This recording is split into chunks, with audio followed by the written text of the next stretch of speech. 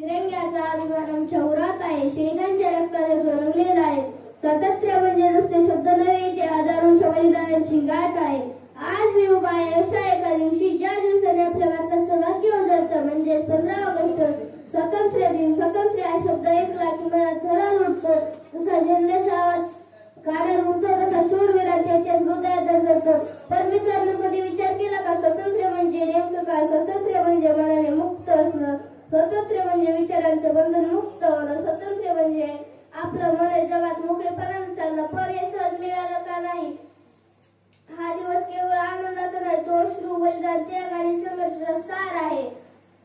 कोण विसरू शकेल फाशीवर गेलेले भगतसिंग, राजगुरू, सुखदेव? कोण विसरेल गांधीजींची अहिंसात्मक चळवळ?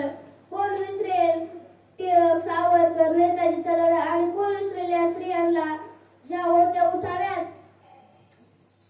धगधगत्या मशालीसारख्या, झाशीच्या राणी, प्रीतिलता, कस्तुरबा?